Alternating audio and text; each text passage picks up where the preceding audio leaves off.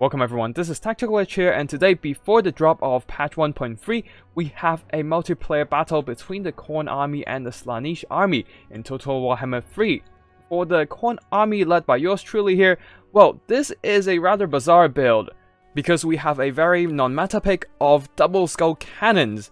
That's right, we have two whole artillery from Khorne, forming kind of a box here with a bunch of Chaos Warriors forming the front line and a second line of Halberd Warriors protecting the artillery. Leading them is Skarbrand the Exiled himself, supported by a bunch of Flesh Hound, very cost-effective mobility, and Skarbrand himself can provide that rampage effect, pinning down those Slaanesh troops in melee combat, preventing them from cycle charging. In the skies, we have 4 full units of Khorned Furies, and that's basically it for the Khorned build. Now, for the Slaanesh, played by our clan mate from Clan BBB, Sententia, we have, as usual, the Slaanesh army of a whole bunch of Marauders in the front line, a bunch of Spears Marauders, a second line of regular Marauders, and at the back, some more expensive infantry in the form of Exalted Daemonids. One of them, the Regiment of Renown, the Bringers of Beguilement, not only with better stats but also a rampage ability and perfect vigor. A Seeker unit is hidden in the bushes. And leading the army, we have Ankari bring in a bunch of duelist supporting spells and abilities, so a very powerful one-on-one single entity unit. And that is all for the army builds. Now let's get the battle started and see how this Slaanesh rush would fare against the double skull cannon. So one problem of the skull cannon, these motorcycle cannon, is that they have a very low ammo count. Only 10 ammo after firing 2 shots.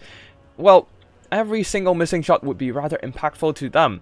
Especially when there's a rugged terrain in the middle here, they can't really land their shots directly on the Slaanesh ranks, getting 0 kills, 0 damage so far after 2 shots. So I'll be turning off their fire at will and moving them to a higher ground, hopefully to able to shoot at all these Marauders from afar.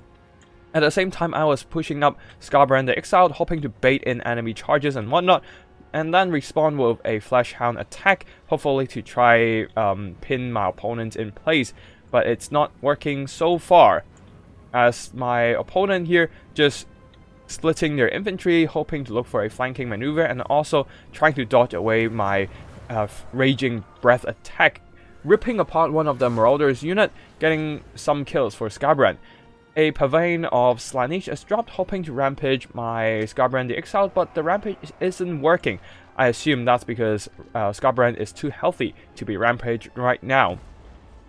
And finally, the skull cannons are hitting something, getting probably 1 kill, 2 kills from that artillery shot. The other one getting some nice model count kills from the Bringers of Beguilement here. A very expensive unit that is perfect for artillery shots to land, while the front line of Slaanesh is already in front of my ranks, ready to charge in. But of course, seeing my Chaos Warriors sally out, the Marauders of Slaanesh pulled back a bit, allowing the Daemonids to do the charge here. With their elite melee stats, 59 melee attack, armor piercing as well, against the meager 40 melee defense on the Chaos Warriors of Khorne.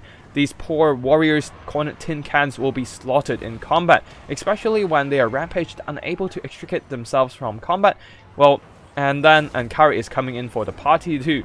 They're jumping in, weaving and slashing among the ranks of these poor tin cans, and they will be gone in just a sec. Only a few seconds of contact and the impact damage is already very significant. So Skarbrand the Exiled will be charging in, dumping all his debuffs and buffs and whatnot, hoping to challenge Ankari to a one-on-one combat. Well, actually, it's not one-on-one when there's a bunch of skull cannons doing some back shooting right now. And Ankari being enraged, rampaged, he cannot extricate himself from the battle. And skull cannons there doing some nice work alongside with that over 1k weapon damage on Skarbrand the Exiled.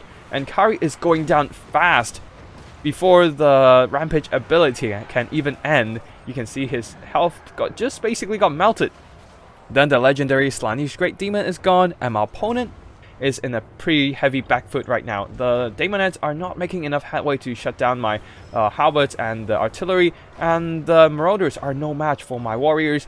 Ankari is dead, nothing can challenge, well, Skarbrand to a one-on-one combat, and then there are some Seekers being caught by my Flyers, the Chaos Furies, with enough speed to actually keep up with the Seekers of Slaanesh. Of course, my hounds are basically gone there. I lost a lot of my mobility forces, but the Daemonids, who are busy fighting through my Cornet halberds, are being rear attacked by a bunch of Furies, and will not be long for this war, especially with the magic attack from the Skull Cannon motorbike rolling through their ranks. Their physical resistance will be counting for nothing right here. So there's still a whole bunch of Marauders of Slaanesh ready to fight my Cornet infantry here. Even one of the Chaos Warriors being baited out of position will be having a hard time returning to the main fight here, as the Marauders will be making their way around and flanking my units. And this one Bringers of Beguilement here, doing some impressive work against my Tin Cans, over 100 kills on the Elite Warriors. But the problem is they have seen too much action and are now slowly running out of steam. Their extremely low armor means that they cannot last long under the attrition of combat. Anything with half-decent melee stats can wear them down pretty effectively, just like these Chaos Warriors of Khorne. Though at this point there is a bit of a Marauder of Slaanesh flanking around, hoping to rear charge these Chaos Warriors and make sure they rout from combat before the Bringers of Beguilement disintegrate and fade into the Immaterium.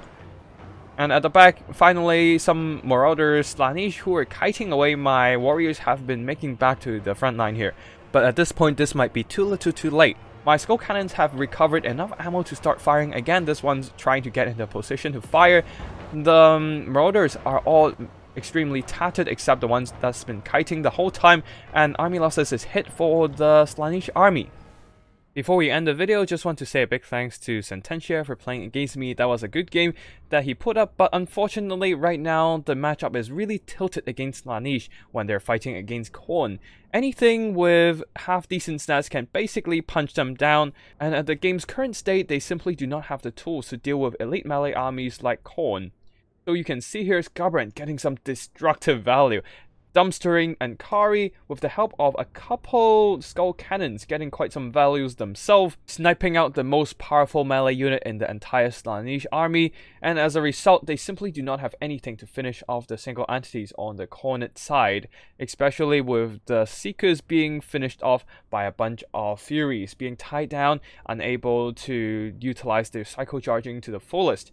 And then of course Marauders simply can't beat Chaos Warriors in combat, despite the Daemonids did some significant damage. You can see that in a one-on-one fight from the frontal engagement, the Daemonids simply couldn't get a cost-effective engagement, especially when we were attacked by a bunch of Furies. The Bringers of Beguilement did a bit better here with 1,500 gold value, over 120 warriors killed, but still, that was not enough to carry them to victory. While the rest of the Marauders, they were just not able to fight back against the might of Cornet warriors. And the Furies today here did some decent damage with their rear charges against their very fragile, unarmored Slaanesh infantry, abusing the lack of aerial power to my advantage. Hopefully this kind of tilted matchup can be changed with future update with more content added onto every roster in the entire game, giving them more balanced army units in the form of extra Regiment of Renown or DLC updates. But for now, this kind of imbalance will remain as the Daemon armies are all rather specialized in their respective field and will need more units to flesh out their rosters. Anyways, that's all for today's video. I hope you enjoyed the fight. If you do, remember to hit the like and subscribe to keep an eye out, stay up to date on future uploads on this channel. I'll be doing more battle replays like this one, wild army builds, occasional memes and tactical shitposts, and also tips and strategies for Total War Warhammer multiplayer. And if you have any replay files you want to share, feel free to drop by my Discord or send me an email with the replay file attached. I'll be sure to check them out. Anyways, that's all for now. Thank you for watching and I'll see you in the next one. Tactical Lich, signing out.